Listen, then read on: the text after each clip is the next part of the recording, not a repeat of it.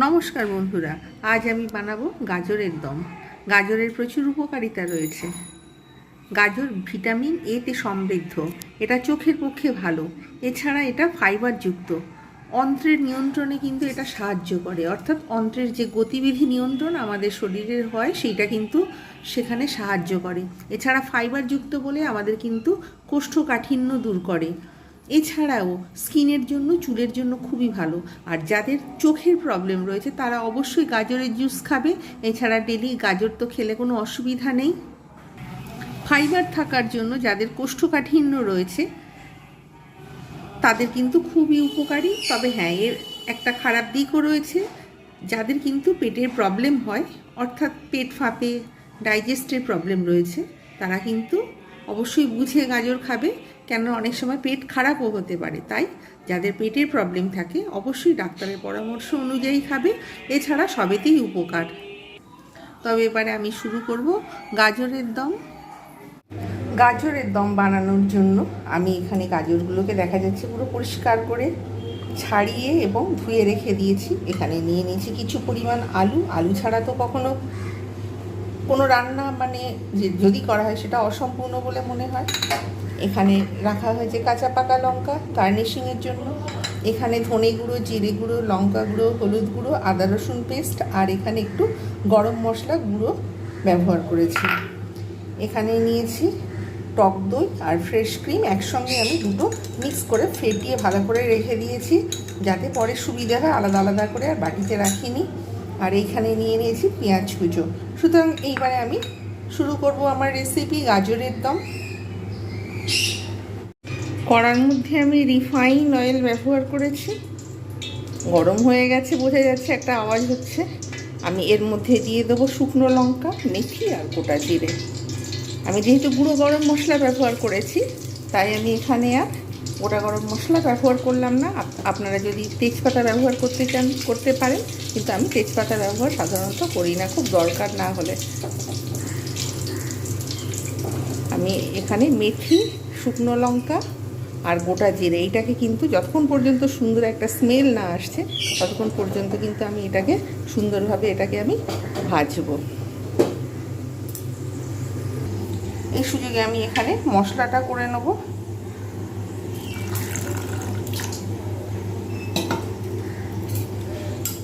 গুঁড়ো গরম মশলা, ধনে গুঁড়ো, জিরে গুঁড়ো, আদা রসুন পেস্ট, টোটাল যে ফান্ডামেন্টাল যে মশলাগুলো থাকে আমি সেইটাকে একসঙ্গে একটু নরম করে নিলাম। এদিকে দেখা যাচ্ছে পুরো ফোড়নটা ঠিক হয়ে গেছে। এইবারে আমি দিয়ে দেবো গোটা পেঁয়াজ।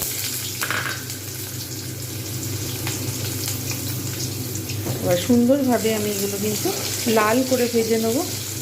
যতক্ষণ পর্যন্ত না লাল হবে ততক্ষণ পর্যন্ত কিন্তু আমি ভেজে যাব, কেননা ভালোভাবে না ভাজলে তরকারিতে কিন্তু টেস্ট আসে না। আর এছাড়া গাজর কিন্তু যেহেতু মিষ্টি, তাই আমি এখানে কিন্তু সেইভাবে রান্নাটা করব যাতে সুন্দর একটা স্মেল হয় এবং টেস্ট খুব সুন্দর হয়।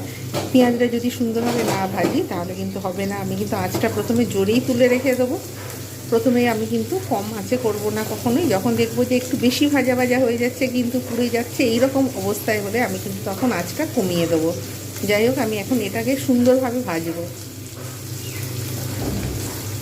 যতক্ষণ পর্যন্ত না সুন্দরভাবে ভাজা হচ্ছে আমি ততক্ষণ পর্যন্ত কিন্তু সুন্দরভাবে এরকমভাবে ভেজে নেব। এখানে দেখা যাচ্ছে পেঁয়াজগুলো কিন্তু এবারে সুন্দরভাবে ভাজা হয়ে গেছে। এবার আমি এর মধ্যে দিয়ে দেবো আলুগুলো। আলুগুলো পেঁয়াজের সঙ্গে ভাজা হবে, যার জন্য আমি এটাকে ঢাকনা দিয়ে দেবো, যাতে পেঁয়াজের সঙ্গে আলুটা খুব সুন্দরভাবে ভাজা হয়ে যায় এবং কাঁচা যে গন্ধটা রয়েছে সেই গন্ধটা যাতে চলে যায়, আমি তার জন্য কিন্তু আমি অপেক্ষা করব। 1 মিনিট আমি অপেক্ষা করেছিলাম। এবার আমি ঢাকনাটা খুলে দিলাম। আলুটা আমি যেহেতু আগে ভাজিনি তাই আমি একসঙ্গে পেঁয়াজের সঙ্গে ভেজে নিচ্ছি।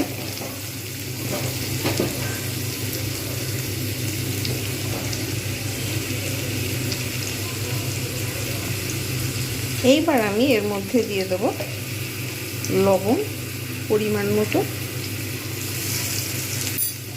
যাতে আলুটা আরও সুন্দরভাবে ভাজা হয় এবং এর মধ্যে থেকে যে জলটা আছে সেই জলটা ছেড়ে দেবে এবং খুব সুন্দর একটা স্মেল আসবে। ততক্ষণ পর্যন্ত কিন্তু আমি অপেক্ষা করে যাব। আমি একেবারে লবণ দিয়ে দেবো, আমি পরে আর দেবো না। আর একটুখানি জাস্ট অতটা দিয়েছিলাম, আর এইটুখানি দিলেই আমার একটা আন্দাজ আছে, এতদিন রান্নার এক্সপিরিয়েন্স থেকে আমার এই বোধটা এসে গেছে বা এই জ্ঞানটা এসে গেছে যে হ্যাঁ, এতটা লবণ দিলে কিংবা এতটা কোন রান্নাতে কতটুকু মশলা, আমার একটা আইডিয়া এসে গেছে। ব্যাস, আমি আরেকটু ঢেকে দেবো, আরও সুন্দরভাবে ভাজা হয়ে যাবে, আলুগুলো লাল হয়ে যাবে। 2 মিনিট পর আমি এবার ফিরে এলাম। এই যে আলুগুলো, মশলাগুলো কত সুন্দর কালার এসেছে।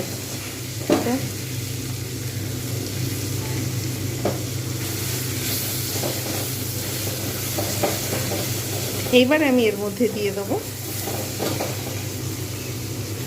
যে গাজরগুলো রেখেছিলাম, সে গাজরগুলো দিয়ে দেবো। গাজর কিন্তু ইজিলি ডাইজেস্ট হয়ে যায় আর তেমনি সিদ্ধও তাড়াতাড়ি হয়ে যায়। এছাড়া আমাদের যে দাঁতকানা যাদের রোগ রয়েছে তাদের জন্য কিন্তু গাজর খুবই উপকারী। এছাড়া যাদের চোখের প্রবলেম সমস্যায় ভুগছে, স্কিনের প্রবলেম সমস্যায় ভুগছে, যাদের অ্যানিমিয়া রয়েছে অর্থাৎ রক্তাল্পতা রয়েছে, তাদের জন্য তো গাজর খুবই উপকারী। এই যে এরকমভাবে আমি একটুখানি জাস্ট নেড়ে নেবো। গাজর তো অতিরিক্ত ভাজতেও হয় না, আলুটা শুধু একটু বেশি ভাজা প্রয়োজন ছিল, তাই আমি আলুটা একটু ভেজে নিলাম।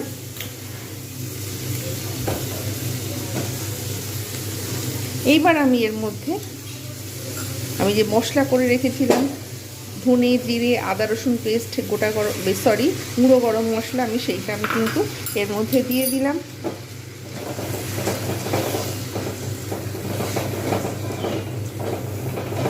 শেষে আমি ঘি মিষ্টি দেবো, এখন দেবো না, যেহেতু গাজরের দম সেই হেতু গাজর মিষ্টি আছে, না দিলেও চলে যায়। গাজরে মিষ্টি দেওয়ার দরকারও পড়ে না, অতিরিক্ত মিষ্টি হয়ে যাবে। তবে হ্যাঁ, গাজরের সঙ্গে মিষ্টিটা খুব ভালো ম্যাচ করে। এটা দিয়েছি। একটু বাদে আমি ফ্রেশ ক্রিম আর টক দই যেটা একসঙ্গে মেল্ট করে রেখে দিয়েছি, অর্থাৎ ফাটিয়ে রেখে দিয়েছি, আমি সেইটাকে দেব। আগে একটুখানি 2 মিনিট আগে একটু ঢাকনা থাক একদম লো ফ্লেমেতে, তারপর ফিরে আসছি। জাস্ট 2 মিনিট আমি অপেক্ষা করেছিলাম, এইবার আমি ফিরে এলাম। এগুলো পুরো ভালো করে সুন্দরভাবে এটা কিন্তু ভাজা হয়ে গেছে, মশলাগুলো খুব সুন্দরভাবে কষা হয়ে গেছে, বোঝাই যাচ্ছে। এবারে আমি এর মধ্যে জাস্ট অল্প করে আমি একটু ঘি দিয়ে দেবো, বেশি দেবো না, জাস্ট আমি অল্প করে ঘি দিয়ে দেবো। ঘিটা কিন্তু কষার সময় দিলে খুব সুন্দর একটা টেস্ট হয়।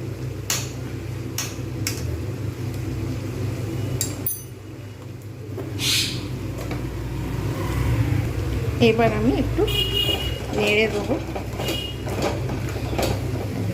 কত সুন্দর কালারটা এসেছে, অনেক সুন্দর টেস্ট হয় গাজর আলুর দমেতে। এবারে আমি এতে দেবো টক দই আর ফ্রেশ ক্রিম, যেটা আমি ফাটিয়ে রেখে দিয়েছিলাম, সেইটা আমি দিয়ে দিলাম। দিয়ে আমি এবারে সুন্দরভাবে আমি এটা কিন্তু নাড়িয়ে নেবো, ভালো করে ফাটিয়ে রেখে দিই। এবারে কালারটা কত সুন্দর এসেছে। একটা অনুষ্ঠান বাড়িতে কোনো একটা আইটেমের যেরকম কালার আসে ঠিক সেই রকমই কালার এসেছে। কত সুন্দর একটা কালার, খুব সুন্দর একটা কালার এসেছে। এটাকে আমি এবারে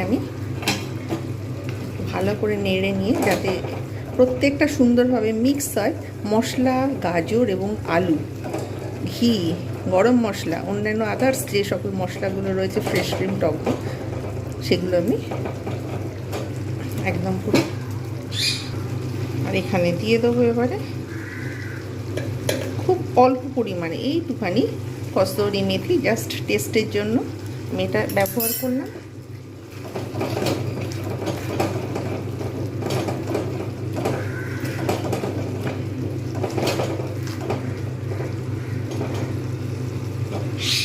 এটা কিন্তু 1 মিনিট আমি ঢেকে রাখবো, প্রত্যেকটা যাতে সুন্দরভাবে মিক্স হয়ে যায়। সুন্দরভাবে একটা স্মেল আসছে, সুতরাং আমি এইবার খুলে দিলাম এইটাকে। সবগুলো একসঙ্গে মিক্স হয়ে গেছে, মশলাগুলো একদম পুরো মিহি হয়ে গেছে, চারিদিক থেকে তেল ছাড়তে শুরু করে দিয়েছে। টক দই এবং ফ্রেশ ক্রিমের যে একটা কম্বিনেশান, দইয়ের সঙ্গে ফ্রেশ ক্রিমের, ঘিয়ের, গরম মশলার, তার কিন্তু একটা সুন্দর একটা কম্বিনেশান। আমি এবার জল দিয়ে দেবো পরিমাণ মতো, যাতে এটা সিদ্ধ হয়।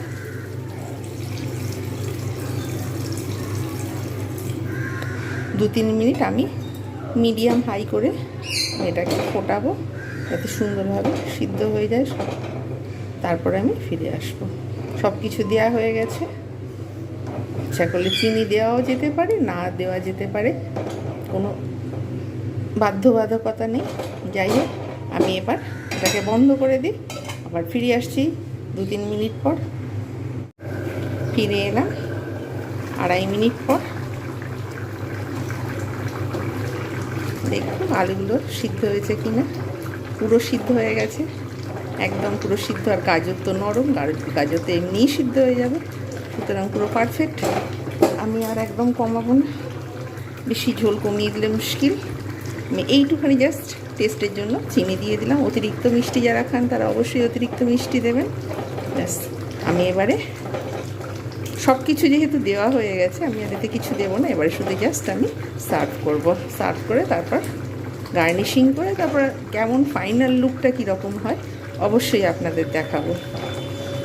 যারা সাবস্ক্রাইব করেছেন তাদের অসংখ্য ধন্যবাদ। যারা এখনও সাবস্ক্রাইব করেননি, চ্যানেলটা অবশ্যই সাবস্ক্রাইব করুন।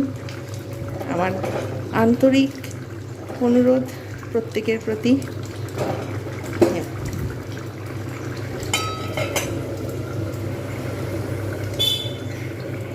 তৈরি হয়ে গেল গাজরের দম বা আলু গাজর দিয়ে দম। এটা কিন্তু খুবই সুন্দর খেতে লাগে। আমি বহুবার ঘরেতে এটা করেছি, যারা খেয়েছে তারা কিন্তু প্রত্যেকেই এর প্রশংসা করেছে। আমি চাই আপনারা অবশ্যই দুর্গাপুজোর সময় এটা একবার ট্রাই করুন। এতে নিরামিষ করলেও কিন্তু খুব সুন্দর হয়। আমি যেভাবে বানিয়েছি সেইভাবেই বানান। শুধুমাত্র পেঁয়াজ রসুনটা দেবেন না, যখন নিরামিষ করবেন তাতেও কিন্তু খুব সুন্দর হবে টেস্ট। এছাড়া অন্যান্য যে সকল ইনগ্রেডিয়েন্টসগুলো রয়েছে সেগুলো অবশ্যই দিয়ে বানান। ভালো লাগলে রেসিপিটা অবশ্যই আপনারা বলবেন। আর কেমন হয়েছে অবশ্যই লাইক, কমেন্ট, শেয়ার এবং সাবস্ক্রাইব করতে ভুলবেন না। প্রত্যেকে আমার সঙ্গে থাকার জন্য অসংখ্য ধন্যবাদ। প্রত্যেকে পুজোর ভালো কাটুক, এই আমার একান্ত অনুরোধ বা কামনা। আর প্রত্যেকের রিকোয়েস্টে আমি আবার অবশ্যই আরেকটা নতুন রান্নার ভিডিও নিয়ে আসবো। যদি ভালো লাগে অবশ্যই লাইক, কমেন্ট করবেন আর সাবস্ক্রাইব করতে প্লিজ ভুলবেন না। যারা সাবস্ক্রাইব করেছেন তাদের অসংখ্য ধন্যবাদ। আর আমার তরফ থেকে এতক্ষণ থাকার জন্য অসংখ্য ধন্যবাদ।